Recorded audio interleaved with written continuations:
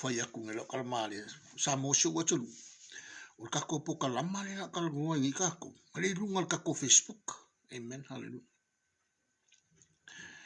man essel makau kiol kako po kalamale la kako kalgo se kulo foi pa io samo pe ala ku foi kako po kalamange e o ngoa fai ngai foi se finga ngalo ses amen hallelujah o mangeso pu wisu se o mangeso kulo so ko sa o le aso a ko ngai kai a o mal ba ya so le kia ngi o ka ko po kalamale sa mo sa ka nga mo aba ele aba ko ka ko po kalamale nga uma mo aku len ka ko kalango ka ko po kalamale mal mal sa o po la le me ka o le lo fatulo ya wa vera ka ko po kalamanga wa ko sa mo o ka ko po kalamale nga uma ku ngai po la le me ka o le lo fatulo o I ka fio lai ka lu o le mali po ko o mangil po kalama ai wo vili mai ka ngaka o I ma ko I fa fe tai lo ko le amen ta fe kai lo ko le esa o se fa mong yanga vo ile ke we nga fo so ka ngaka ke le vo ngai ka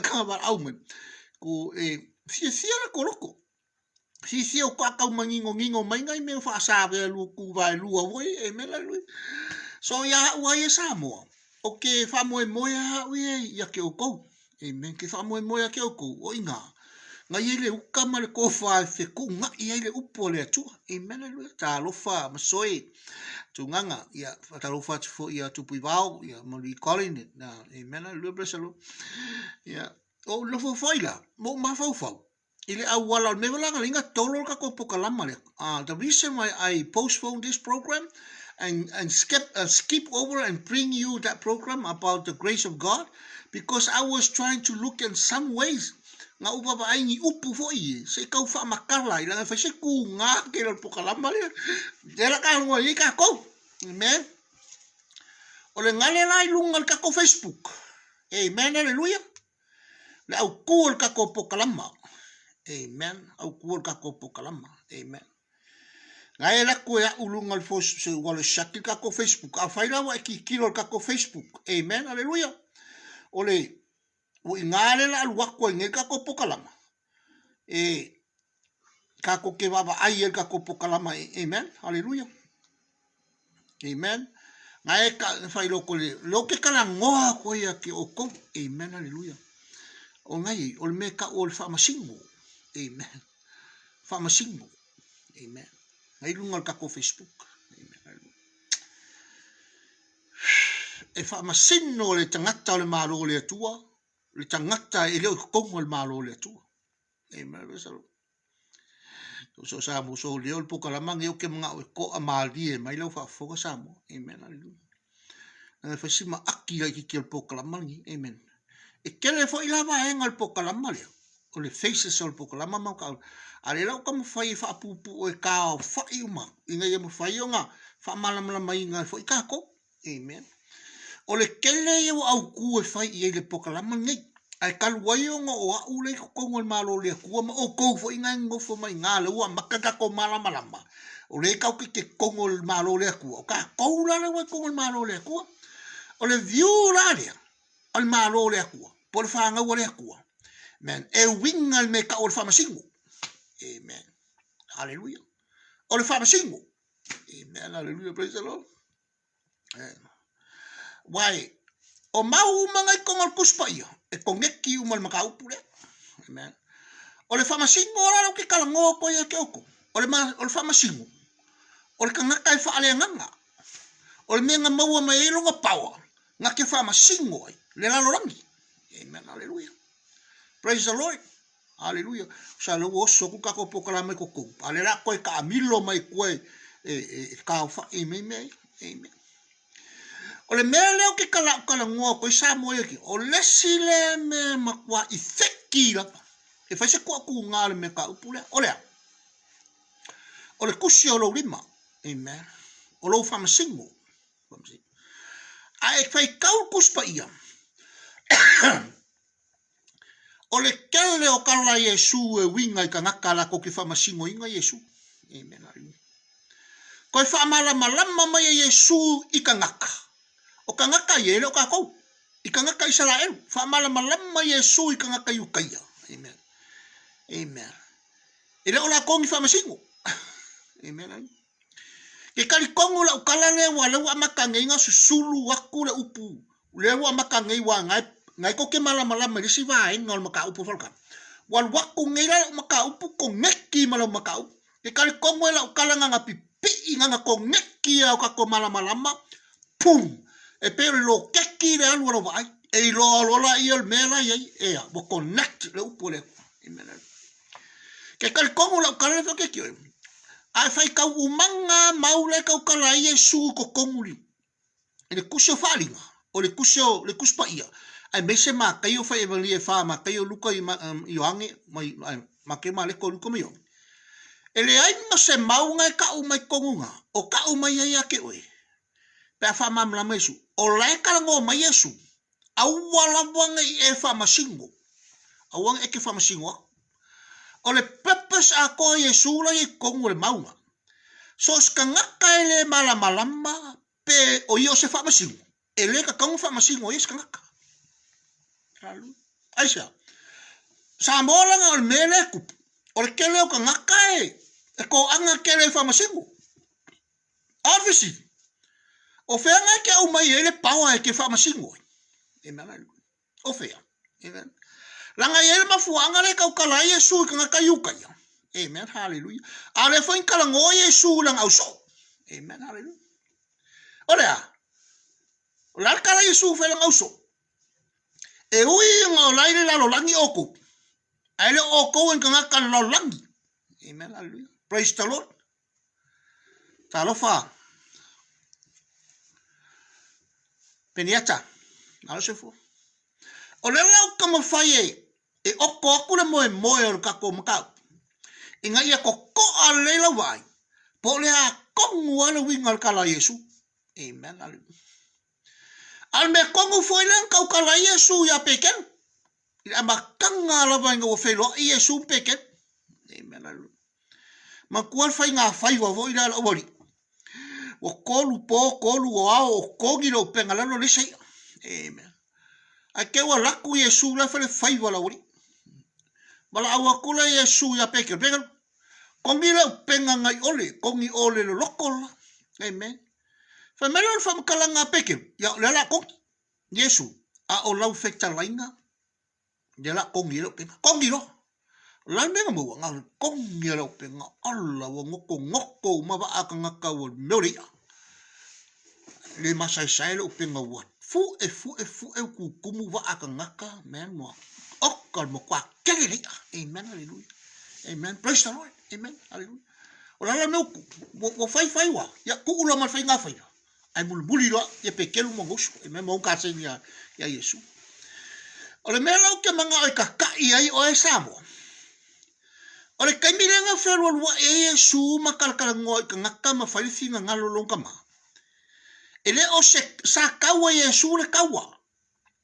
Ole kawa le. Ngaka ua Yesu le kawa le. Ole tawa fa ale nganga. Amen. Ele o se kaua falekingo. Amen. O upu umala nga kaukala Yesu ma mea uma Yesu lang fai. Amen. O le kaua faalea nganga. O anga upu e faalea nganga. Amen. Hallelujah. Ai le ai masesio lau so e malama i kala Yesu la kipi rai. Cut il story de. Ala skip over. Ala jump over ka koul. Kai minen ko e kuwa Yesu. Amen. Ele foi se la so nga kali kongo Yesu ko ku. Amen. Hallelujah. Now we are jumping over to the resurrection of Jesus. None of the disciples believed that Jesus will rise again from the death. Amen. Even James, his brother in the law. Amen. His half brother in the law. Amen. E o ya Jacopo le uso Yesu. Ele so kan kongunga. E koe ku mai Yesu. Le se mea. Ko ke lo sa mora lo ka ngoi ave o le maka upu le. O lala men kup. Koe ku mai Yesu. E kau kango aku Maria. E fe malkala Maria awa. E mo Maria ka mua muang koe ku Yesu. Lang o kere ialu lunga lo ka ma. O kere ifo ima lo ka ma. Amen. A eme kalai. Kalai lo vaya ngai. Kalai. Amen. Leo koe kuwa. Sa mo elma fu ang ngalingo mga bakul kalali ya ki. Wa ba ai sa mo ia ile power o me fa le nganga le ku. Amen. O la kala ngo Maria ya Yesu. Okay mga I want to take your attention to this certain time. Mary wants to touch Jesus. She was wanted so bad and desperately want to touch him. Why? Because of his son. Amen. And Jesus said, woman, don't touch me. Okay, sau melukama. Amen. Yeah, look winga ya. Toy tu Yesu. I de felwa imalutaba. The first certain moments right there, okay? E yele mafuanga lengo fight talale Yesu. Amen. And then Jesus instructed Mary, commanded Mary, go and tell the disciples, tell everyone that you have seen the Lord, and he is risen from the dead. Amen. Hallelujah. This is the first evangelical minister, and she's a woman, amen, who spread out the most powerful message of resurrection. Amen. But you know what? None of them believe. Some doubted, some skeptics, some think so. Say they think so. Amen. But Mary has the truth. Amen. Sa mo le winga lo fa makalanga. O le lo fa yaku ngai kia. O lai kala ngola wa ngai ko kongol fale. Ka lo ka fai ko. Ai ke wa ku Yesu kongol fale. O le melo ke mga o sa mo e ba ko ki. O le kingo. The body of Christ. O le kingo Yesu le nga koe kuai wa ayakun au so. O soifori o koma. Amen. Ele kalikongo Yesu le. A o lai ku mai Yesu. There you see. A mai kala koma. O ke le mau kingo po. O le fa maungi lo mau fau ke ma. I want to make sure Yesu. Po oyo Yesu o ke miso. Amen. A lai kala Yesu fe a koma. Sawe kango, koma, sawe kango i o lima. Thomas, come here and touch. Reach out and touch my hands. Kango i o lima. Touch it. And look at my sight. But I look too. Amen. Look at my feet, man. What the nails went through. And my side, whereas the spear went through. That was pierced by the spear. Wala tu nei lato ma. Waba ai, ele kalkongu nga koma. O lalma fuang sa mo ele nga kalkongu koma. Because Jesus was dead. Amen. A ole kingo la Yesu la kumai. Amen. O lalma ayakura uli, you see how powerful the things of the Spirit. O loki kalangoku sa mo ile power me ole nganga. Amen. There is power in the spiritual things of God. Amen. Hallelujah. E mawhainga whea rua Yesu longa kingo lea. Longa kingo mangu malo lea. Amen. This is his victorious body. Amen. Hallelujah. Leo whea rua i mong so oia. Amen. Hallelujah. Wala ko ngai la tomba wa pa ilimo Yesu. There you are. Wa kango waku koma. Pule lima. Kango le ku. Pule i ku le kao. Lai pu. Amen. Hallelujah. Koe kango i vai.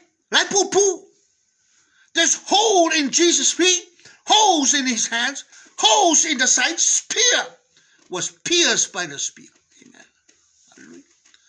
Along with Samo, look at mga oe kai oe. Say ever I kasi al mele mga ol kakomaka upu. E ave oe. Amen.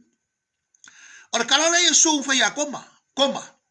Amu ia ilatou. Amen. Uele va ai. Ai ta tolu mai. Ai oe. Amen. Hallelujah. Wa e ta tolu. Ina ua e pai mai. Amen. Hallelujah. O ila lena a mata tuaile meta o le soso le upu o le fatotua. Leo lai kako. This is where the source of that faith, that much powerful faith, there started from Thomas. That where we are. O ingale a maka mai fatotua. Leka ko ke o lai ngai Samoa. Amen. Hallelujah. Olea. E wina tatou le va ai ya Yesu. Amen. Hallelujah. Sai vai ya Yesu. Amen. Anyone of you listening to this program today that he saw Jesus and met Jesus personally? Hallelujah. Anyone? Ako nga kifay may ngo ba ay Yesu ile nga. Many people just say, yes, I saw him spiritually. Okay. Okay, praise the Lord. Amen. Hallelujah. Praise the Lord. Amen. Hallelujah. Praise the Lord. So, o ila ya tomaria, komas. O ile nga makai nga amai Yesu fa tutua le. Hallelujah. O le lo fa tu no le tu fa sau ina ta fa tu ya Yesu. Amen. Pe nga wala mele wo la se di le komas. Amen. O le lofa tu no le atua le lefa kwa kalikongu ako masi o Yesu le nga whewha i malau so le wako e ku amen la sa pupu vai pupu lima ko pupu ako a malesi ku le ka wangi fo i kaukala nguku male afi le upo le ku amen la praise the Lord o mela le sa mo le ka fai fo ya we kaukala kala ngo aku fo ka ko mafkanga ngiaso e sel makanga ofia le upo le tu amen. O le tino lalia. Pea mal fast food waso le fa ila biole Yesu ole. O le fa hali ye waso. Ala ku fo ila ya la ori ilu makafa ngale wa ele fa. Ala ku fa pe isa ya. O mea umba ngai fa ku ngai alo. O ngai o inga umba ya. O le nga fa Yesu. Jesus appeared to his disciples in many places in the Bible. In many locations, many places in the Bible. Ala appear. O lo nga kingu. Ala lo yo so.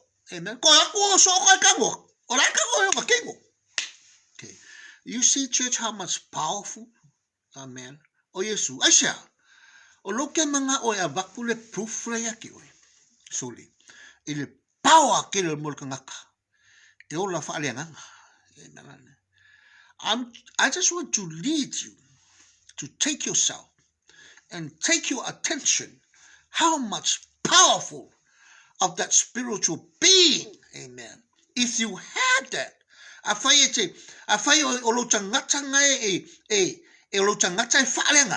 man, I'm telling you, man, okay, fai ku sao ya ke. Ol ma ko power la mo ma fo e power ya lo ma fo. Ele ma fai o nga solo moli ku aisa, pe fa le nga lo ma fo aisa. La nga esel me la kupu ya ke o. Amen, hallelujah. O i foi la lenga fai kala Yesu yang auso. Amen. A o walu lai lunga le lang. O nga au mai lo le nga pa ia. O le mefa ko le nga pa ia ke ko. O le me nga fai le nga pa ia fai yaku ya ke ko. Amen. Samo ai same wala ingo a mai al mata upule ya chochu. O tato. Ele stato to lunga. Em fai o fa le nga o tato tangata. Nothing. O tatou, elese tatou tatalunga, that we can be spiritually live on earth. We only come into our mind that we are in the flesh and flesh. Everywhere we go, flesh. Alu manga flesh, alu kaele flesh, alu Walmart flesh. And we never believe that we can be spiritually lived on earth. We never. Amen. E makwa ile ayas kako kalkonga mapinga. E mafayong kako wala le upole kwa. Ile nganga. Ale lau kam fai sa mo e kai o le proof mo. Me mo sa mo e ki fa maungiero fa mkalanga ki. Ole upole tua. Ile fa altino. Amen. Ole upole le tua e o lailo wanganga. It is perfectly crystal clear cut that the word of God, which is in the Bible, these are all commandments. They are all spiritually words, spiritually commandments. Ole upo e fare nganga. Amen. E pena lo como fai fa maungia ya kewe. Ole upo e fare nganga. I'm a fire lunga kingo. E pe al menga kupu ya Yesu. Jesus is the word, and you can see him everywhere you can. If you good, amen. Hallelujah. Papa ayang ayang, amen. Hallelujah. O le lau te mana ai fai loia tui. So te mai fesili ala sa moia tui. E te tali tonu I lau tala le fai atu ia tui. E te tali tonu o oi o lo tangata I mawhai o na whaalenganga. Do you believe that your person, your whole body, your personality, your attitude, and your body figure. It can be spiritually led. Amen. Do you believe in that? Eso kung penga. Amen. What is your what's your interpretation terms about what Jesus said? Nefer kala Yesu. Ya, ilong kama. Elo fa lang auso. E wi yung ola ko kanga ko la ola li langi ale ola ko ka langi. Amen. Hallelujah. Amen. Hallelujah. Ola so mal maanga le wingal kala ya. Amen. Langa lo ke mga osamo e kau vange kuale kama I space ya. Ke mga o mongo ke oi. Le maka upulia. Inga ia fa ia mea ia le ka koke wa aingi. Amen. Reach out to o ele mea le ko fa makala ko e loka maka. Amen. Ngai ka kongu le ai. E ke le ko e mafaufaua o e ngi mea le lalo langi. Yeah, you can do that. But you know, you are actually there. You are saved from all these words messed up. Amen. Hallelujah. Okay, hallelujah. Lelo kom fai ngai fa malama ya ke o ele mea. Amen. Hallelujah. Mga kual kay milenga fa kuwa ya Yesu la salo. Amen. Hallelujah. Na fa alongo la Yesu oki la salo. Amen. Hallelujah. Hallelujah. Ai vai la oye. Onga wa kolu po la fer wa I kolu po kolu wa fer Yesu. E o mai Yesu e fa ola la salo. Wa mangongi la salo. Amen. Hallelujah. Wa mangongi la salo. Okay. O lei I le theology o scripture lea. O lei I le malo si anga a koi, o le anga ki e kongu le filosofia e kongai. Man, o lea, o le pao a kele o le anganga o le kangaka. Man, hallelujah. A o le kali kongu makangaka scholars makangaka nga whaikau le kala lea. Amen, hallelujah. O le kingo le nga koe o la ila salo I o. O le kingo a whaea ingo la salo. It's an exalted body. Amen. Nenga o la salo. Nga bala au rore koe la salo koe sau fa fo la salo ola. Amen. O la ka kongo kele theologian. Apologetic ma scholars. O le kingo nga ola la salo sau fa. Amen. O lo nga kingo nga sau ai. O la ka ko ke va ai. Ai le fa le kingo. Amen. Spiritually being. It's a spirit being. Amen. Hallelujah. O le kingo la salo nga ui ai. O le kingo fa le nga. Amen. Asa. Langa le kingo nga koe fa ku mai Yesu I la salo. Amen. O le kingo la salo o sau e fofo. Ku sale leia ma kingo koe ku o Yesu le koe ku. Le rau ke mga o kuli e kuia ke oe. E le ai askanga ka le vai a la salo. Ke I mali o koe ku mai la salo o mai umak ngaka o koe ku la salo mko a pai umak ngaka ya la salo. But my God is awesome. Yeah. O le kingo ngai koe ku mai la salo. Pe ia o kingo le koe ku mai Yesu. You see how powerful the scripture is? Wai mai sa mo ia le melo ke mga o kalango ia kiwe. Hallelujah. Anga wha pēr la. Amen. E kupu se me wha pēr ia kako. O lau kala leo whaka kiwe. E kasi alwa ai e kamaka. Soli. Se walaki o koe ku. E le ama se alu alma fau. I le mere. Le kupu ala se walaki. Anga o sa mo le koe ku. Mai la salo I po. Nga kaya o kau fusi le koe ku. I la salo pe. Ia walaki le wola. Ia wola ngai la salo. Walu lo la salo. Wa angelang ka vale. Alu makeki failang mau manga whakau ang kalo fai. Mga mea umai. A le mo se si alu ma fau fau. O lau koe ku la salo. O lo nga kingo la iai. O le kingo koe ku. Amen. Hallelujah. That's a resurrected body. Resurrected body. Amen. O whakai ka inga le nga whaia lea kua I a Lasaro. Wha malama o mai ka ngaka Israel. Ala kou wha alongo ia ke ia malanga upung sau mai ia. O I le ka oko il mangui o Israelu. Amen. Praise the Lord. Amen. Ele ngaka voila ia Israel. O kako o le ka oko I. Yeah. So le. E mwhainga ko whewhewa I peo le kingo le ia Yesu aisa. Na menga lenga mawhai la salo ia ai le mwhai kako aisa. Amen. O le lau ke mga o wakul wha akara ia ke. E wha malama e ke oi. O le wha nau o le atua o I la tō uma o e sa wawali I le anganga. Ma tapua I atu I le atua I le anganga. A wala la tō atua o le anganga. Amen. O I la ko uma I o kapua I aku le akua le anganga mal wha maongi.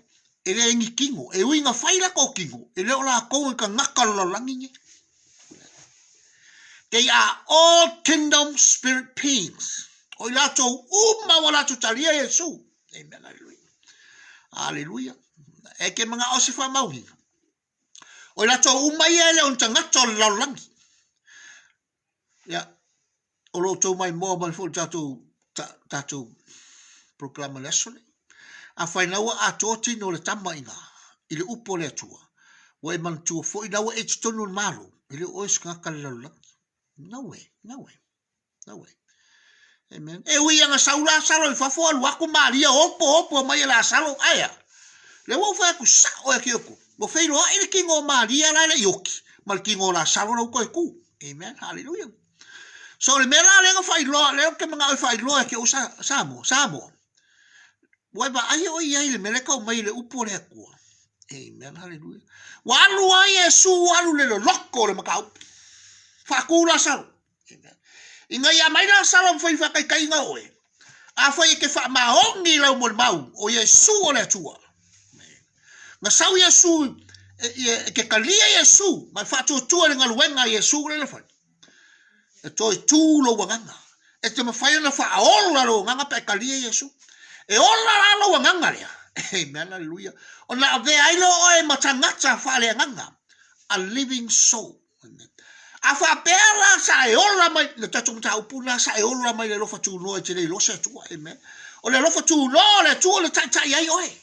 Se ia o le wha manamana mai na o le upo le tua. Amen, hallelujah. Ma e ilo ina ai o lo tupu wha le tolu le wanganga. Man, na e nofo lo matalia Yesu ina ye faola lo wanganga. So once you save your spirit, you are saved by Jesus Christ. No way fa tu tulinga wenga le tua. Wa neila. Wa. Taimi na talia Yesu. Man, wa. Wola lo wanganga. Fa melo tala ya Yesu. Quickened by the Spirit. Amen. Quickened by the Spirit. O lo kingola. Ile o koe oki lo kingo. Amen. Olea. You are a live spirit being. Man. O oe o le kangaka u whaora inga. Amen. Hallelujah. Ea. E ka ulolo kangaka. O le me ka o le living soul. Amen. Hallelujah. O lea. Wola lo wanganga. A live lo soul ya Kristo. You are alive in Christ Jesus. Amen. Hallelujah. Le lau ke mga o ngai menga le o kai ka iai o e kala ya la salo ma le kala ya ko bas. Langa lo loko le upo le. Amen. O ile ka o koe ke le usi. O fuanga. Amen. Ai la oi. Amen. Le si kala le lau fam kala ya ke oi. Amen. O le mele o ke mga oi fai lo ya ke oi. O le keimi e o lailo wanganga. Ko ngeki lo wanganga. Ma veo kangaka oi ma kangaka faale anganga. Amen. E mawhainga I theki lo kingo. Le ke o la ngai. Amen. Hallelujah. E mawhainga I theki lo kingo. Pe a whape ke le malamalama le menga I oe. Ai ola whale nganga. E le I theki lo kingo so se mea lava lalo langi. Amen. Le laka kai o le mea. Ai malamalama I lo kingo whale nganga. E le aise mea le kingo le whai lo wanganga. Amen. Hallelujah. Praise the Lord. Le se mea. Hallelujah. E paua mea lai whau kua ingai o e le kua lo kingo le. Wai whalo mo iskala Yesu. Amen. O ke pole me ai kai au. Ai sea. Solo me ai kai au e o fe kai au lo we me ai bole si me fa mai o ke pole pe me ai pele ai sau la so mang me ai o fe me fa penga. Amen. Ai sea. O le manga o Yesu e fai lo mai ake we. Man, so skangaka ke fa kua le kua man kalia Yesu o lo nganga wola alive in Christ Jesus. O ke ngaka le. Lawa nga malama. On kalia Yesu o lo we kongol malo le tu. O ke ngaka le. E lo ska fa le kingo. Amen. Ka ko fa le nganga. Amen. Hallelujah. Praise the Lord. Hallelujah. Sa mo o kau mangingo mal ka ko makau. O lo ke manga o kai oe. Inga ia e lo inga le pao akele. O lo mafau. Pe a fai te malama. O lo kangaka I whaale nganga. O lo te mana o ave o inga ia e malama. E ia le power o le nganga. E ma whaina whili wai ai oe. Ma ta ofi oe. O le tangata whaale nganga. Le la walu koe, mai le skala ia ke oe. Nga ave Yesu e whamasingo e Israel. Whamasingo la Israel I mori anga e ko. Amen. Ku ia Yesu fai mai o ia fai fa mangalo nga sala. Amen. A ola ia fai kaulanga sile Jerusalem. Koe kua ia Yesu soli so sa paki. Ai sala e. Amen. Nga soli Yesu sa paki. Amen. Ge keu fa pe me ko le. Ko le me kua ia Yesu. Amen. Fa le au nga Yesu kula fong. La kula fong. Bo ola singa muli lua wale nga sulu ia Yesu. Ai ngofo Yesu fa alu si. Ele fa shokia si. O soli singa kula fong wale sala e. Ol mulua, awal mulua. Amen. Ia la ka ko vai, o ka ngu kula fong Yesu, o Yesu ale ungal kula fong. O le la o mo vai baba ai nge Yesabo, ile power ke le o me ale nganga. Amen. Hallelujah. Power, fasi power ke le amen. Power. Ai le su era ka kusia ke mga ka ngol kuspai. Le ala fa yaku nge ke. E mai fere pule nga e ke fa masingo singo so o ai iskangaka. Amen. Hallelujah. I'm gonna ask you. Au e fa fonga ma ka ko poka lama. E mai fere pule nga e ke kusi lima solo ai mai fa masingo singo ai iskangaka. Amen. I'm going to go deep into the theology of this text. And this might be a contextual interpretation of the Hebrew text. Amen. Way back to the Torah, the gospel of the Hebrews. Amen. Langa ore ko kongo la sa ngofo kongo man man. Mem fa yo fa masingo ingo oi. Amen. Olha. Ya lauka kolo. E kasial me fa masingo oi ngal kula fogos full way back into the Torah, the Hebrew, okay. Fa masingo al kula fogos full. Amen. Au le lawa ka ia mai oi langor kai ni el kai me kako. O kai me Yesu. Lo ka ko fa longo Yesu. Pei fo yanga e baba ai sabo. Sole. Sele o le kele o ka ngaka o fa masingo singo o kusi lima. Mena o kusi lima le upo le akua. E vai o e pele so nga sala vai ya o e pla vai ya ke o e kolua vai ya ke o e pla vai ya ke o e nga alu kia ilo kolua vai ya ke o e o menga fai. Vai ka kala mai lo nguku e ke le fifi a pai mala e ama o le au ka ko vai nga e le kasis ka nga kusi lima. Amen. Hallelujah. Amen. Al fe sirira ka ko pokalama ya ke oko. E ke malama. E mai fere pule nga e ke fa masingo. Amen. E roa e lisi kala fa palangina. Whatever a judge is going to do, he is a judge. Why? Because he went into a school and educated himself, studied the judge courses and phases in every. Ole me fai el fa masingo. O le mea ngai fa masingo, asia. Langa foi ngalu fa masingo, o le kangaka ngalu foi fa masingo. Fa au mai o fa masingo. Ngalu la lea onga. A onga fa masingo. Nga ko kongi nga kupe fa alu mga mema. Sau lo fa au o pasi nga o sau ngera le kangaka le o fa masingo. Now that is his point. O le point la leo kia bakua ya ke oku. O le poko fa masingo le kangaka le. Nga mua mai lea onga. Amen, hallelujah. O le fa masingo nga la leo. O fa masingo ngal ngakaia ilonga experience o ngakalalia ele leanga longa poko ai eleanga pe apoko leanga pe fa nga se leanga fu pe ale mamlama ngakalia ile soso longa poko amen hallelujah eleanga fu ilonga poko pe ale se nga ngai ola longa poko amen hallelujah. If there is no justification is this kind of wisdom, it's from the middle of nowhere, not from God. Amen hallelujah. Abai o lo te mga o tai the truth. Ile mea monia le sa mo Yesu. O le mea sa mo Yesu. Grace and truth. Amen. Le folau te mana o e mo mongo ya te o e fa masinonga le. Amen. Ka ko poko la maling hapni. O le mea sa mo Yesu o le grace ma le truth. Al mea ave le kua ia isala e lo kula fongo se fu. Le la ku ngel ka ko poko la ma. O le continuation of face lekas. A lo ke manga o ya ke o inga ye ko kankanga ia sabo. Pe ai se ale me wa kele ka ngaka fa masingo. Fa masingo le siuso ka ngaka le skaka, fa masingo le sire ya ngaruenga, fa masingo o le kaimi ai ba ai ele ka ngaka masali. Ya ba ye ke o ngale ko le so ka ya o nga wa sa we ka kala me nga upu fa pega. Vale. Amen hallelujah. Aro nga ba ai fona ye. So le kele ya wa o se kuspa ye kele lo se me nga wa sa we ya wa. Amen fa masingo singo. O mea o mai e fai kaka, fa masingo, o makwa I kuskusi lima ngaka. Amen. Asa. E vai lela o kalango aku sa mo e ki oi. Le langa o fai aku langa e thaki kele po kalamba le. Pokalama le ka o ia ke.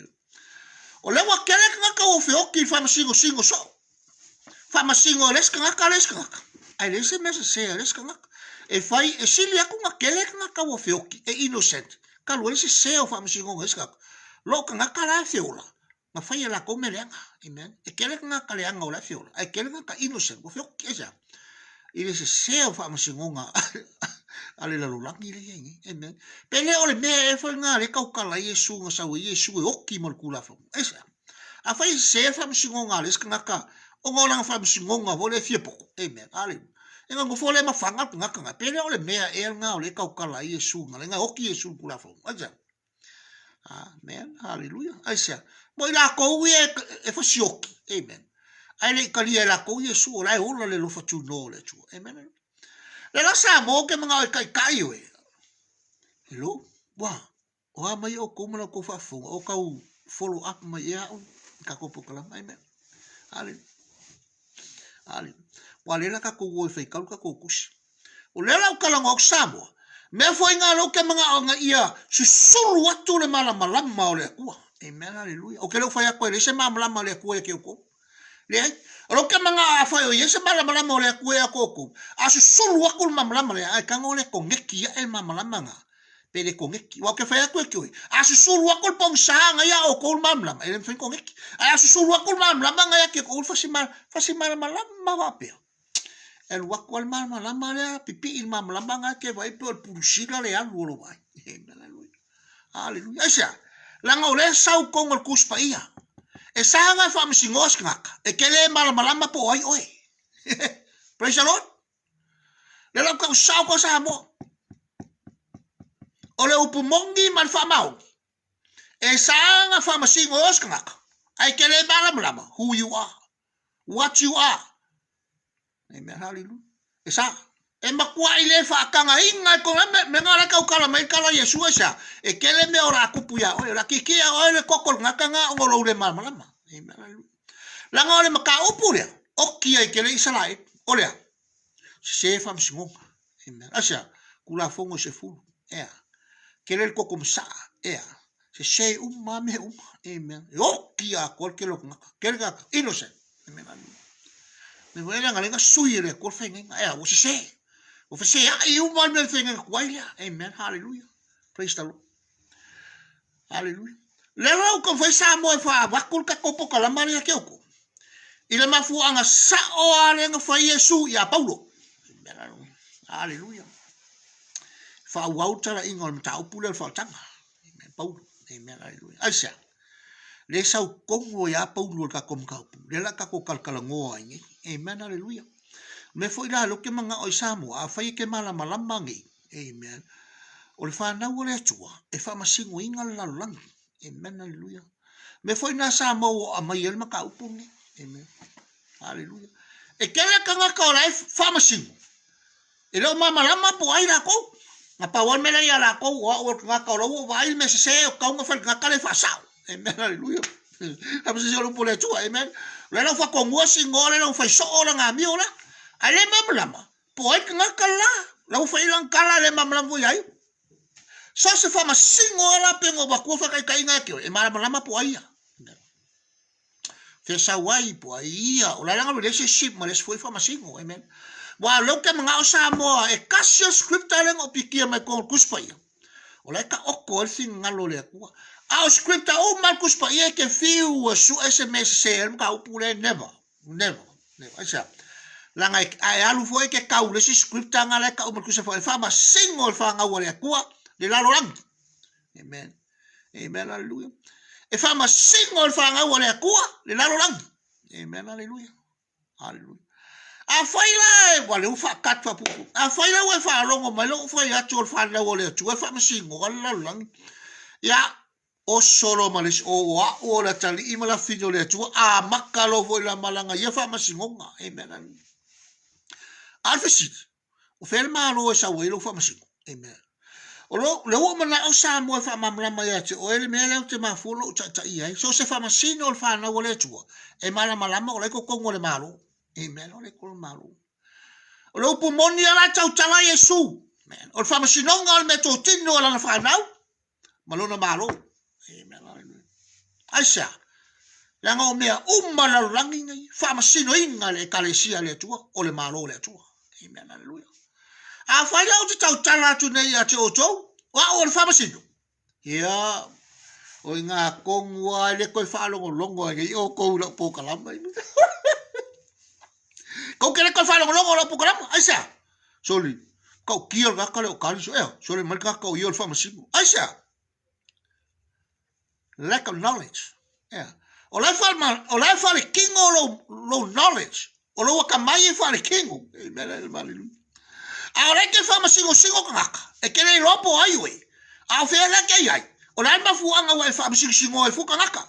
O lai nature mera kupu yaki oi. Ngai whalonga me se whamasingo. Ai whalonga lupo le kua le kalwhenga i e oso whamasingo. Whamasingo lo viau. Whamasingo lo au. Whamasingo lo mal whale kua. Ya wei te swese au mas whale kua isa. Dau whamasingo. E la unga mai le maka au. E whamasingo. Amen. Hallelujah. Avesi. O whesa wai lo whamasingo. Amen. O inga whapa i alo ko whamasingo. Who confirm your church certificate or your church ordination? Amen. O inga whakongu o e whai o whamasingo. Amen.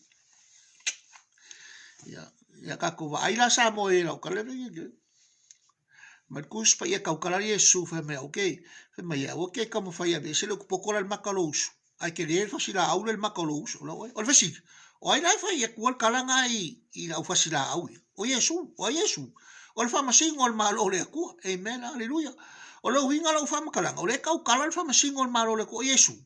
Au ai ke kango famasingo le skaka. Au ai le se ro wang sa sia. La ngai le mas ngaka ka ko perfect. Amen. Hallelujah. Na ngai la lo langi ia lo mafufau kuso o ko ngal la langi. Amen. Let's say this way. O le viu la boka no ka ke. Lo ke kala ngo ke ke o famasingo. O fa ngo le ko. La ngo au le ko ngol malo le tua. Amen. So me folanga a faila wa si ka kom ka upungias. Fa mal mal mo en ko malo mle ko. Amen. O ke le ke o complain ya ke o le famasingo. Aisa. So le ama ye ke o se kuso pa ye ke lo ai. Ele sa o ka ko le fa ke ke. Ama se kusi. Amen. Ma sa fa mal mal ma ye ke. Man, wala wo fa ku ngai a fa ye ke kaliel ma ka upulo fa ke koi o ngai ke kongo el malo le tua. Amen. Aya o el fa ngau fa le ngango la tali ma la fino le tua o le power le ku kongui o ki u mal malo le ku le fe lu ai ma o le ki ka kala o le ki e loka o le ki there's a lot, there's a power. Ma lo pitala ngale tua le melenga ma ku le ku le mangwi ya ka ku mai wa mai le tua le mangwi ya tatu. Amen. Olea ma a mai le power e ta o ta to fa la ma sinjo le tu. Amen. O le la ka o ko i ba ka upo ka ko. Ai le o se script o le ma ya. Amen. Asa la nga wala wi longa le script le. Obviously o la nga power. O ya ke all power. O ya ma la mal power. Fa nga el power. Amen. Alu. Ya. Me vola nga le la ka ko script le. Ka ko su el ka ko script le. Wai e umalo ka ko script le. Umalo man ka ko kalunga fa kuspai. Amen. Hallelujah. E lua ka ko scripta e kau fa mal mal ka ko maka. Langa le ele melo ke nga ka ye wa. Amen. So ala kusia Paulo. Le fa makala e Paulo le kale sikolmiko. Pe a fa ye mongi le la ko lo fa ile ko. Ele ola ko won ka ko le kingo. Amen. Hallelujah. Praise the Lord. Ye la ko malama. Ola ko fa ngau fa le nga le ko. Amen. Ako la mo mo ko ni chon ta pulo. Amen. Hallelujah. Praise the Lord. Moko nicho ta upelua. Moko nicho ta upelua. Pa longola o ko le maure. Amen. Ese le power. Ese el monio le upole tu men. Ese. Langa ole o ile no fo ile. Moko nicho ala no ta upelua. A fai wa chichilo. Ele mo morko ni tolom ta pueblo. Na ki kilo le fe po sulima. Amen.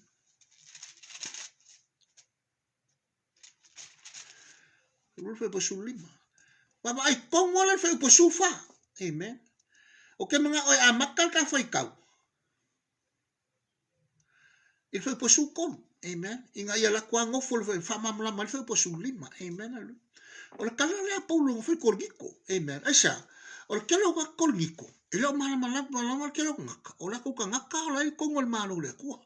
O la mga o paulo e ka uia ko niko. O la ko ele o kanga ko kingo. Amen. E o i upu la la ko kala. Ele o mi upu kingo. O upu whaale nganga. So men ai kau kala i polfa mai e speak life to your neighbor. Kau kala ni upu leola. Amen. Mai la alfa po su kolu. Mai asu lua. Vave me kako fai kau. Verse 12 to verse 16 says, now we have received not the spirit of the world. Leo tato moa. Amen. Le nganga lea. Ele o le nganga lo langi. Not the spirit of this world. Ele o se nganga lo langi. Amen. But the spirit which is of God. But o le nganga. O le tu o lea. Ele o fai mai just like God. O le fai mai. O le spirit which is of God. O le nganga. O le tu o lea. Amen. Hallelujah. That he might know the things that are freely given to us of God. Wa you see the fear le tua. Me o le nganga la le wa ya tatu. O tato ilo ai nga uma mea lai a mai fua ele tua mo tato. Amen. O kau mo e so alo kusamo wa o theu loro fa sa interpretation fa sa mo. Translation. Amen. Feu po su kolu. Which things also we speak, not in the words which man's wisdom teaches. Lera fa manu kalanga polu. O mea ia ma tu tau tala tua. Ele o mea la langi lai kau ka kala mai ka ngaka la langi. Amen. Hallelujah. Malako wa o ais ka ngaka. Amen. Ele o mea la langi. Amen. But which the Holy Ghost teaches. A o mea lea nganga. Lea o choi tangata. Le ma kau ka kala koe. Lowi. O mea lea kau kala koe ka ngaka. O le whanga ole kua. O mea lea nganga. Amen. Comparing things with spiritual. Nga kamo whai wha kusa nga i mea. Wha lea nganga. Amen. So far. But the natural man receiveth not the things of the spirit. Amen. Ana ka ngaka rea ka koule ka o le natural man. Man, nature, man in nature, amen. Natural man. But the natural man receiveth not the things of the spirit. Al ka ngakale natural man. Ele ka lia ia mea leanganga, amen. Of God, mea ia leanganga mai le tua, amen, hallelujah. But the natural man receiveth not the things of the spirit of God. Or ka ngakale la langi ngai le ka lia ia mea le kua, amen. O mea fa leanganga le tua, amen, hallelujah. For they are foolishness unto him. Wa o mea fa avalvalea ia te. Amen. Ele o ni mea o ngā ia te. Amen. Neither can he know them. E o se malamalama anga I mea. Ele e sona malamalama I mea fa alenganga. Amen. Because they are spiritually discerned. A waya o ina fa alenganga. E evaluate fa alenganga. Amen. Ki kilo la fa pusulima. But he that is spiritually judgeth all things. O ia la na te whamasinoina ma evaluates whaaleanganga mea uma. Yet he himself is judge of no man. Amen. A o ia, e le whamasingoa e seskangaka. Amen. E le whamasingoa ngaka lea. Whaaleanganga lea. E ka ngaka lolangi. Amen. For who hath known the mind of the Lord, that he may instruct him? But we have the mind of Christ.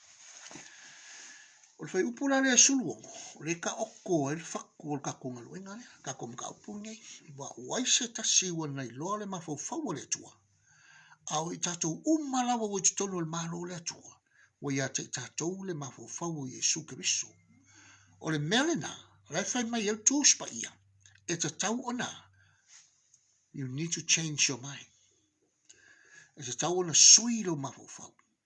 E mana o mie oe, the mind of Christ. E mana o mie oe mawhau Yesu. E al mawhau Yesu. E whaale anganga. E le whape e mga o mie oe mawhau Yesu e mai whainga o wawenga. No. E whaale anganga. Jesus' mind is spiritual. It's a spiritual being with a spiritual mind. Amen. A whainga le whamatalapo. First we need to change our mind. Awe e seka ko mindset ngai. A tō le mawhau Yesu tono tātou. E al mawhau Yesu. E leo se mawhau e mai ke kango I whakukūnkanga ka oki ma whaiengi wāwenga ma whako ulu mai lau au loku. No. No. O le mawhau nga ia eiroinga. O le mawhau Yesu e whaaleanganga. It's a spiritual mind. Comprehension. Amen. O le upunga o le whao ngai lau kerisiana. O le meka o le comprehension. O se solo mai whai malamlama. So the light shines into the word, but the darkness could not comprehend it. O le upula le whao ngai filosofia, ma fōmai. O le meka o le comprehension. A comprehension. A comprehending ai oe so se mea. Sometimes we make bad decisions because we have bad comprehension. Amen. We can never comprehend the thing of the Spirit. Why? We have bad comprehensions, okay? Hallelujah. Comprehend. You must comprehend the things of the Spirit. Your comprehension is no good. Your comprehension is bad. Your comprehension is natural. Your comprehension is in the Word. Yeah. You can never comprehend the Spirit of God. You can never comprehend the matter of God. You can never comprehend the wisdom of God. Aki kilala maka upule ka umay kongu iepo. Ole wisdom. Nei ile maka upule sulim. Ki kilala ukuol ka komakau. Le romane le yai. Aki kilala maka upunga elu. Le kol gicho le ka kufay kawangi. Le mua mua kol giko nga ku kilala maka upu elu. Aki kilala maka upu elu. Amen. Or fay upa kolu le mai kawanga fay upu le ka kufay kawinga. Or the spiritual body and the spiritual mind. Or the king of the king. Falenganga. Malma fau fau falenganga. So when I say so, that you can never have a body of the flesh with a spiritual mind. Ele mafainga ngai femeka. Olo kingo ngai le kingo.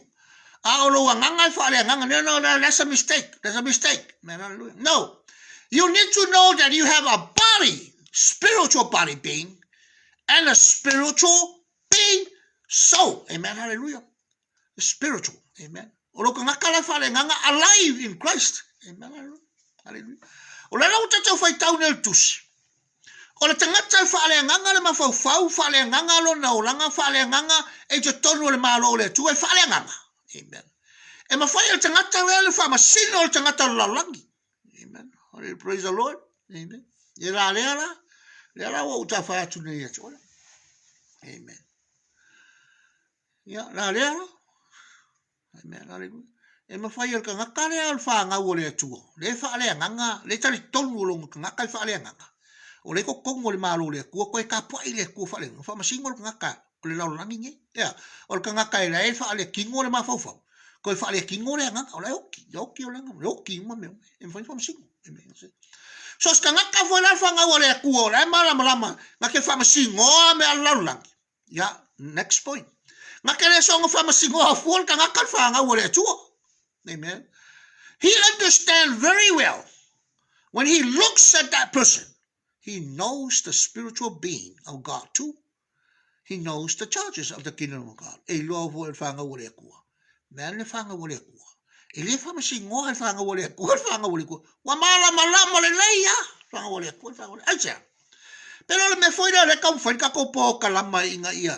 Kai ka ko lo pole ku. Man. Inga ia me fai ka ko malama ka ko fa nga wole ku. Ka ko ke le fa masingo fa nga wole tu.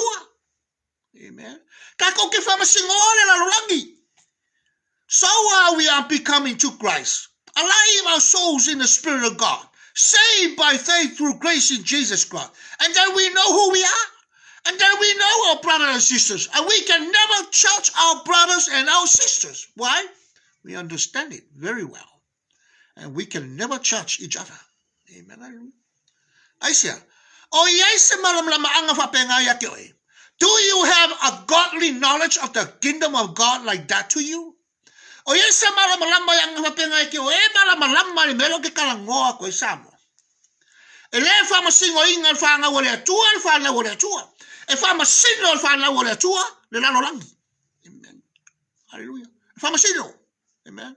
A fa yo ready to turn on malo le tua wata ua o la firma te le tua wa malama ni mela sa wailo power. E sa mo le kopu o malo le tua. Ngake ko kongo o malo le tua. Wei lo tangata te fa masino ina. Wei lo. E te le so la fa masino ina singaka. Amen. Wei lo le te I say, you would never charge your brother and your sister. Amen. I say, if I'm a single, man, but you yourself from the kingdom can never subject to anyone in this way. Amen. The truth is effective in the spirit. Amen. Hallelujah. And my eye sapelu. Amen, hallelujah. Walau ke mga ka kaya samo, afa pe ngai fale kingo lo ma fa. Me fola ngala hokki ai o ko le upo le kwa. Ma au ngale kwa. Mal fa nga le kwa la malam lama. Ola fale nganga upala ko lang. A ko ai mal malo le kwa re ko. Ai sia. Don't you understand that we have much power that God gave us to judge the world? Ole mela le wolo. Ole kele o kangaka ele o malama. Ile mele wo kam faye ko ni. Amen. Ole me fo nga o makoi kele ya famasingo. Amen. So therefore what I see and observe from many years when I became a Christian, there's a lot of judges unto this world that they're confused. They don't know where they get that power from to become judge each other. Wa famasingo lesi famasingo lesi. Makau su e polan mafuanga me asa. Wa lo ke fa yaku ngai yake we. So skangaka ke kai kai elenganga. Amen. O kangaka nga ile o ilalo se kula fongo. Ele se power kula fongo fa masingo ngaka ya. Ele foi se power la boses kangaka. Esa meet ngaka ya. Amen. Aisa. Na ngaka le fa kingo. Le ko kongo le fa le ngaka le. La ngolo malo fa le nganga. Me foi nganga le nga avea o e me fa masingo malo le tu. Aisa. Langa lawa e alu matau avele sio le malo le tua. O yo Yesu. O lo mafau fau e te whamasino ma le tolu. I ta ngata laia. I le o jutonu le malo le tua. Amen. Aleluia, praise the Lord. Le lau kanga e wakula si scripture ya kion. E kausa pora ya alinga ya scripture e kasi. I lea o ngā whaingo so ngā wakua i scripture ki o e ki confuse ai. Amen. Au ke mga oe ki o e whai kau le kusi. O inga kusi anga i le kusi. Ma fua anga le kusi. Ma le point. Na kau kala e len kusi. So na kusi kaltia lo ta opwe lima. Amen. Kaltia.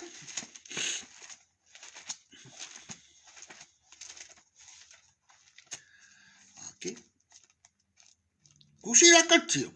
No te mga oe ka ke oe ki kasi. O kaltia mo ta opwe lima. O ile kau la kalaka ye ka ko. In kau fa mamla fasino loko ke le kusi la po. Mo morkol dicho, po lua, mata po lua po suli. Ale lau kanga kai oi. Kai oi kongu I kaltia la. Amen. Asa. Langal kaltia le. O lenga o le kalisia le kaltia so le maka o ke ngaka. Amen ka. Le sa o le po ya ka ko kaltia vale ai. Amen. O kaltia le bo ka ka fale kongu wa mi ko kaltia. O le kaltia la le mta po lima. Ke kilo le sa. Aki kilo le mta po lima. Nga ki kilo le sufiku ma suvan. Amen. O le ka u kongu I pa ki kilo le lukala o le foi upu le sfulu ongo e kau I luosfu. O lo ka u mai ai. Le me ka le walking in the spirit. Lo savali le nganga. Lo savali le nganga. O le maka upu a koa lea. Ma lo le kue fa le nganga. O le kue fa le nganga. O le upu le kue fa le nganga. O le fanga o le kue fa le nganga. O le maka upu le ngam fai pou le fa mala malama. O le wha ngauna le kua wha le nganga. Amen. E ola la kou le wha kukua. Langa o le wha kukua. E leo se mea se lau langi. Amen. O le me wha o le maka upu le a paulu. E makua pao ala. Amen. Wa kele ngā o ai e lau aposkolo. Men, ia kele ngaka. Aisea. Ngolo kuli lau aposkolo. Ia malama lama ngaka. I le pao ala ai. Langa wako le kua laku. Pe a whai la chote mamrama. Malako kalkong makalia Yesu. Wa wha aola la kou la kua nganga. Amen. Hallelujah. Malato talia Yesu. Amen. Ole power and fire evaluate. It's the power. You receive that much power to evaluate the word, judge the word, correct the word, and instruct the word and command the word. Amen. So, how much power you got in so? Where you get it from? Amen. Now let's take a look. Kaltia rima. Alon fai upula. Esfumal fictu esfumal balu. Ola lau ke mga o fai kaua maile fai upo sulwongo. Amen. Hallelujah. Hallelujah.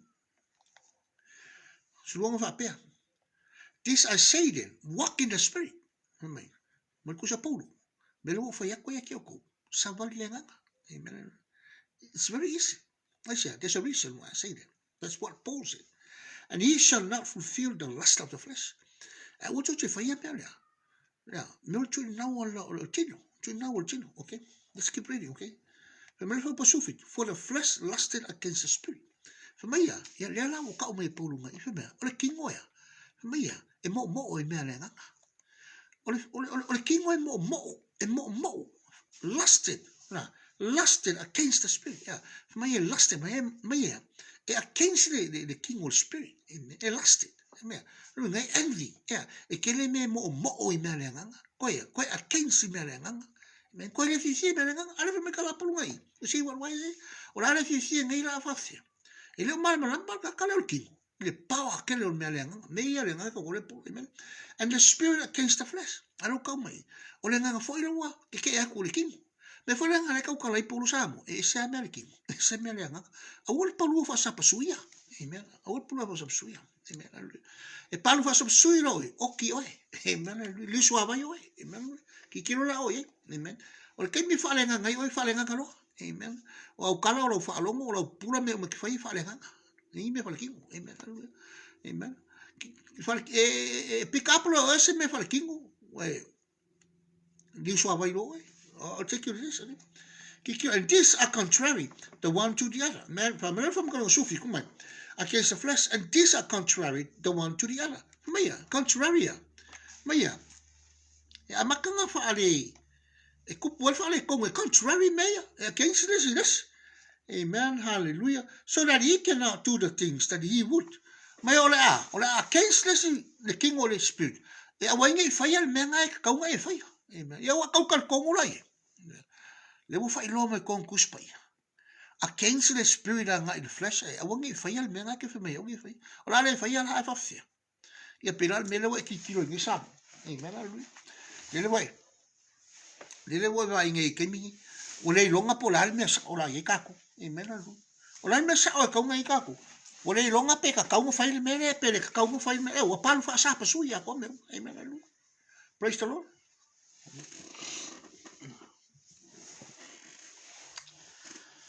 Aleluia sole o le mele o le kupu ngai o le se kemi wo fa mai le kingo o le se kemi wo le nga o le ro pola le kingo pola le o le ro pe mali pe vera e mena lu aisa langa foi o le kupu mai fa la ngai e le mala ka kale le la ka ka sa o apostolo Paulo ngai see what apostle Paul said now so that he cannot do the things that he would o fe ke ngai ki ngo mala a wa ngai fa el mele o la le fa ya la mele ke mo esa o vai la o ko le nga ke nga ka yo le king ma fa le king e o le nga ya mo le ma fa me amen ka lo ile langa le fe ke ngai ma fa e ora le nga e ke fai me la ora fai mai le ku e ke fai el mera mus mai fai ke oi e men haleluya o ke la ngaka mo ngofo o para ai fai por alme a fai ko fe me wo se a fai ko fe mai wa sala a fai ko fe mai ele o ai me e kol kuspa ya a le pingo ai kal sa va e men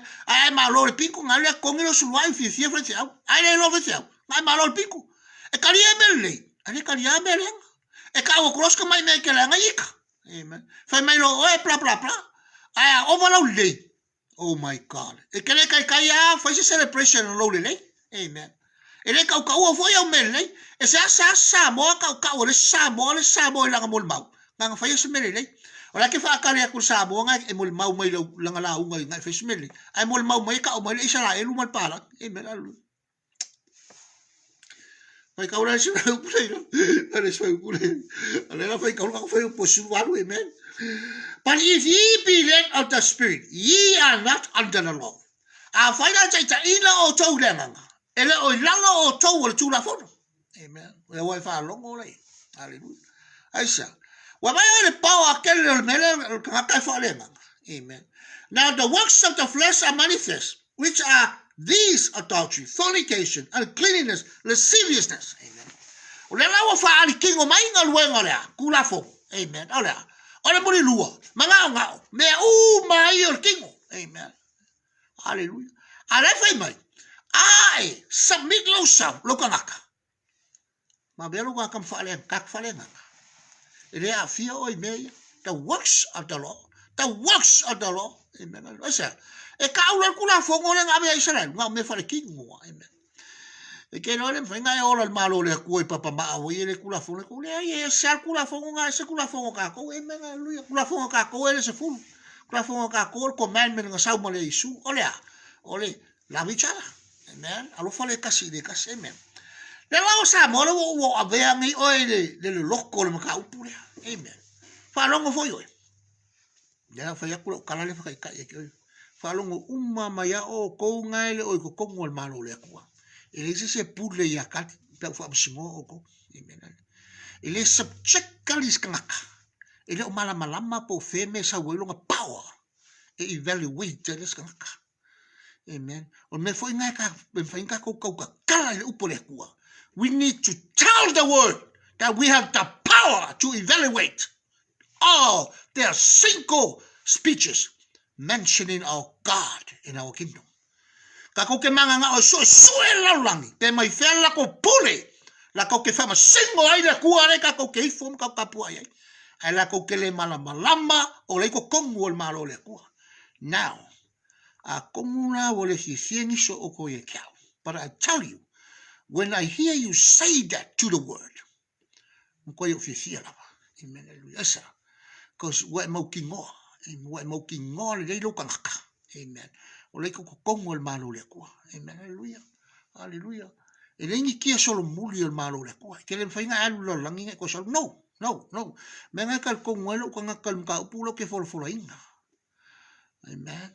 Le mfa se 5 ave o el malo le kwa pa ko kongo el malo le kwa. El malo le kwa. The church is the kingdom of God. Ola le kalesia le kua. Ola le kalesia le kua ka ngaka umala ko e fatu tua matalia Yesu. Amen. Hallelujah. O ka ngaka o mafai ngala ko fa ola ingola ko nganga. Kele ke apa ole ki ko ngole. Lok paki me ko kisi. Le si vai keninga ula unga ngo walu le lok mekis. Na spenda le u kausanga 9 months. Amen. Ngo walu yo ke nga fa ko nguinga ula o ke serving. Reduce la bili, amen. Se kawela mako muva ko malo ai ngai o le loko me kisire I Alaska. Sa fa fia o ko sunga finga ngai a silva, ya manga silva. Nga kuma ko kireo nga mga kuma ko kio lok palang, ya wala nga fai mako ai ka ko wol loko sa mo ai manga ye la foi ka ko pileki fa reduce la pili ko ka ke la pili. Ako walo le loko mekis, me foi ngale fai la ukala le power al pinki koso, fai kala ngalo fai pinki koso le pisamekis. Mako walo le malo fanga mo ko, mako lo loko inga. Ko kelo, fa kanga wale kale sio ke la unga ko inga. Loko mekis amen. Fai foi ya ola ko pai postali mo la ko Sunday school. The chances that I never thought I could be. O le bangoa le eso ma ko fa o fai amen. Ale fa lo ngola fa sia au ma ka malas. Wa ko lo. Ai ma ko wo ma ko lo me kis. O le manga ko wa o ma ko wo ma ko le ko pe ki koso. O ma ko le paki o le fo so kal ko ke sa. Alo ma ko wo sole. So le o ka me kis ma ka ma ka kai. So le o ka fa e ka le sia inga. Amen. O le ka le ga ka Yesu. O la ko lo la Yesu. Ma sanga la nga ulaunga. Man, o le fia lo wa nga ya ulaunga. Man. But I always want to be with them. Nga ako le balu masinga. Mako fa mawai lo mako ese. Sa fa se nga ngui fo ila nga. Woi makau kia la kale o kale. Ai lo wa. Mako ako servant. Inga mawhinga reduce. Ai ala pili. Ina reduce. Mawhinga vi ese. Reduce ai lalo. Kong kakele o pili for mai. Amen. So, o le mero winga lo fam kalanga le fa kikioko. Sa moai lo wakung. Se o leo ke kau kala kikioko le power lea. Le mea lea. A kongo le la ki fi ka konga fi amen aisa konga fa ali yali o le power ko le aisa fa ali yali me mon mau ka ngaka o ka ngaka fa o le ngole tua o le tali ma fino le tua amen o le ke o le power le en fanga evaluate o le ngaka amen e ka kala le ka upu se if you okay yanga I miss el maka upu ka ule okay yanga therefore that's why I always get involved with the people that preach the false doctrine. I always come around and when I go comment with somebody, comment. Amen. So I would have to stay out of it. Man. Langa olay mamawa. Ilay si fesi awe masango comment. Mako yo wafo. Wafo. Masango comment ay isi kele isi fesi. Esa. Ilay ignore la wai. O le mea saoaia, me foi ngau ki whawhi kai ke lo ngaka, ia kamen luna pokalama. O le sau saoa le mea lai kongo loko ka ngaka, e le kamen sa la kou bat. Me foi ngai whai keke ingo o kose upu. E le mau ki ngoa, So a whai la le wa e kau mwanga, mai le ango mongi ngā ringo, mai el pokalama le. A maka kule so, Ele mfai nga fam singois kanga kale lalo langi. Ele ois kanga kal malo le kua. Ele mfai. Hallelujah. Wa al menga fam singoi ngai oi. So ska ngakal fa nga wole kua. Po fel menga ke fa longo mai o le kali mo singa mal ale. E ke mala malama o le ke ko kongo le malo le kua. Le kau kalai po roi, ele fam singoa le lalo langi. Fa nga wole tua. Hallelujah. Ele subject fo ikaku I lalo langi. Ile lako fam singoa. E mangingoa o lako fam singoa. E se. Hallelujah. Uko fa longo masamo. O ka ngaka le ola fa le nganga ile kua le upo le kua makapua ile kua ile nganga o malam lama o le kua longa kupu o le malora ia ikong o ka ngaka le e mau ki ngoa fa masingo la langi ele se ele subject for ka ngaka le lalo la masas la masingo nga le subject e mfai me fa nga fa ya lo ka okko le upo le kua ya sa mo ako malama lama o ka ngaka o la ko le kongol malo le kua. They have much power and much right to judge every single people in the world. Hallelujah. Ele kalesia le kuole ya ke le ka kau. Esa. Langa le un ka ngaka la langi. La ko ke fa sa o ele upo le kuala se. Amen. La ko ke kau ka kala ele upo le kua. O ko ko ngola nga sa mo le ka ngo ki. Ese ka ngaka.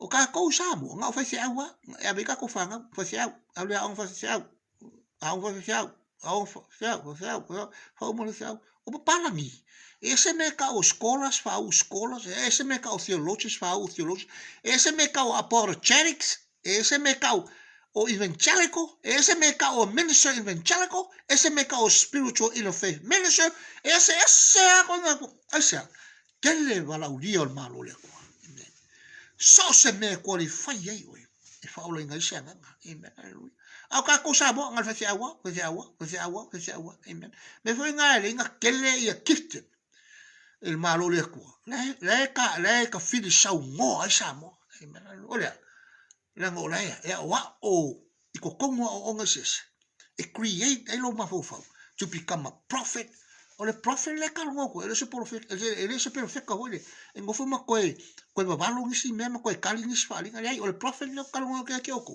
o ka kali la unga le po le ko okay o le malo le ko ele ni perfect ele ko ni perfect al malo le ko nga perfect o le fe lo ile nga pa ia ka ko o perfect al malo le ko o fa nga le ko o la ke fa so aku lo they are sharing the word to everyone to me le la ke wa fa pe o el malo le ko le fa perfect le fa mol mole a fa le fa perfect lo ele ka uri ko el malo le ko amen fa nga ko lo ai le ka uri el malo le ko perfect amen ala lu vinga lo fa le ka uri pe va pe ke lo malo mo perfect al malo le ko o se kanga ke she ingal upol malo le ko a fa pe nga ke perfect al ko lo ko le la ma ma ka upungi o so le wa ula ole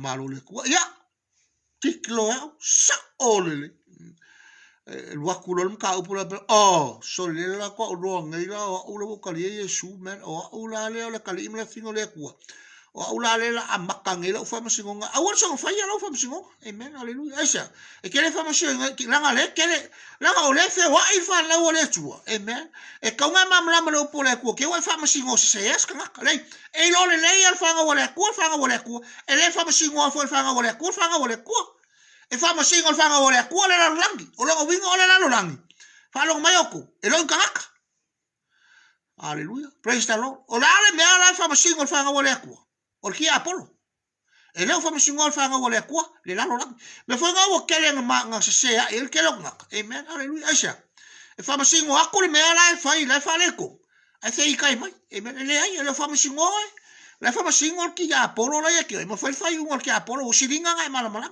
amen hallelujah hallelujah praise the lord hallelujah praise the lord hallelujah vai sa mo le lo ka lo pa pe mo mo ka ka mo ka ko po kala bye bye ko ke lo ko sa mo me ngo ba ko le pu le fa masingo ya le la ka mo ave ka ko mo ka pu le nga uma ka le ko ni ke mga ko le mercy seat fo le nga ngo fo le ko ngol mal mal amen hallelujah hallelujah na fai le ko ya mo se fau e fau le mercy seat amen e fau le aulo ma me uma o le mesi sit langa e ngofo ai le kua kongo le malu Yerusalema amen haleluia nga sau leo Yesu amen e ki ngei le malu lea e le manga o le kua ngofo e kongo le malu lea ai fa fela kako amen haleluia fa sa kaulo la Yesu lunga sa kaulo e lima nei e Yesu le malu lea e le koe ngofo ai le kua le mesi sit lea amen I move mai e le kua le mesi sit move mai me nga lenga ma liu Yesu ko kongo oe ko kongo ai sia o le makanga le o le malo le kua o lo malama po le ale me ngai ko kongo oe o le me ngai kongo oe o le mesi sit ale kua sai ko kongo Yerusalema amen ma maliu lo Yesu la ka o kusa faringa o fa fo le kua fe nga kuai fai le fe nga fo po le system fo ai sia o sei mai le kua lea le mesi sit amai ave fia ku kongo oi ku kongi eme a fe lai le lof kungo nei lunga le langi lai ngo foi le ku le ngo fo o le ku o le ngo fo le lof tuno me foi ngale wa mai le maka upule ia oi e ke sila e sa moi le pao lo kanaka o le kongo oi le mesi sit le ku na ngo foi le ku ko me foi la ngale allo ai lo fa kongo me la langi amen le ka fefe I was never afraid to judge the word. Never. Why? I understand that inside of me is the mercy seat of God that was taken away from the Jewish nation and put inside of me. A faila le malama Israel me la kupu ya lako. Elo ya ke la ku le ko. A faila lako ke lo ingal me wa ave le ku mercy seat. Ale ka ua mai ka ku ese ongal poko le anga. Ya le fa mama ku sa mo e ke ku. O le mea leo le wha maua lunga i Israel. Langa ngā Israel ka kau. Olea, ta mercy sit. Me langa le ma ngā oia Israel. A poki mea lako kula fongo seku. A mai male lako akola au. A mai uma malako me wha malu. Se koe wha mau papo mai melea. Se whao mai mercy sit. Ei ko kongo le Gentiles. Ai le malea le ko sa mo. O mai lea sola mo. Sulu solo. E su el me o yai le akola au le ko wale se mea. Praise the Lord. Le se akola au le ko. O fere me sisi. Wale se mea. O fea. Ya la e kausu. Ala lau ki lo le leia. O le ko kongo le malo le ko. O le whana o le tua. E ka wo me la wa nga fa sala lau la ko a o ke le hika ya isala elu sa mo. Ale nga le kongo. So le kau kala sa on kanaka. Amen. Hallelujah. Hallelujah. Praise the Lord. Man, o le malola o le kua le sau Yesu fa ku le eiti kol su mal kol le kau Yesu lu sa kol o le malo le kua le fa kingo fa le nganga le nga o Yesu e o mai fa kasi sala elu mangues fai malo kas o le kalesia o le malo le tu the kingdom of God is the church amen one body one mind in Christ kasi kingo kasi mafo fa le ko ese sala elu le ka ese mu ese amen hallelujah kasi lese finge les kamaro kasi nakauma amen hallelujah praise the Lord amen sa moro wachulu wa umal ka pokrama le wo li dinga o le ka ua ke le menga kongo o le mesi sit la ngofo ai lo fa masingo kong na nga ka kala ma lo nguko ele pao ele upulo nguko isa destroy ele ke aporo amen hallelujah. Only the spirit being of the kingdom of God can judge the world.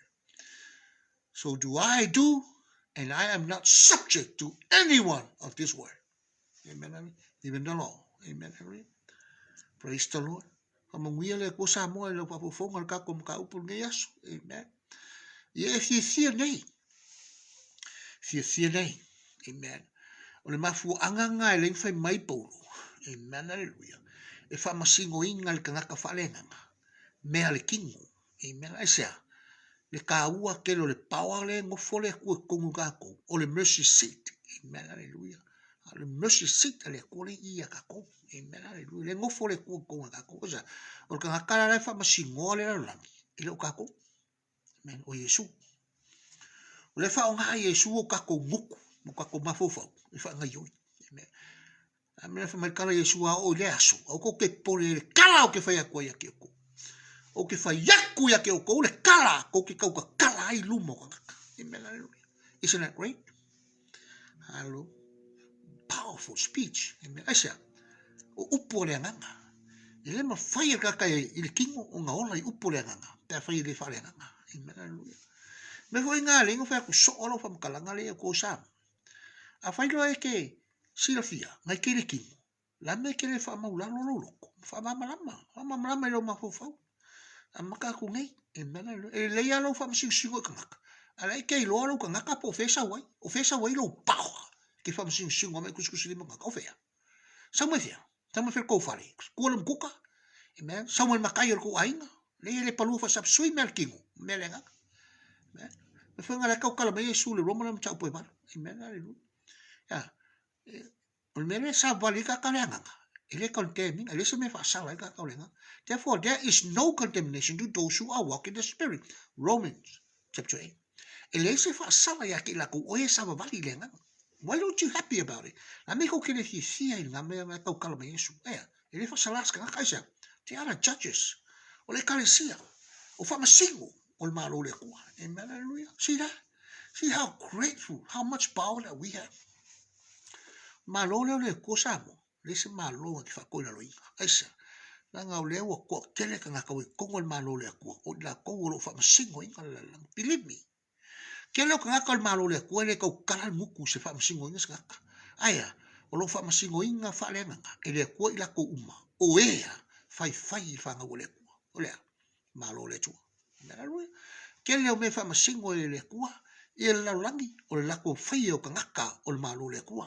E au ngoa masea. Mase me se. Ia.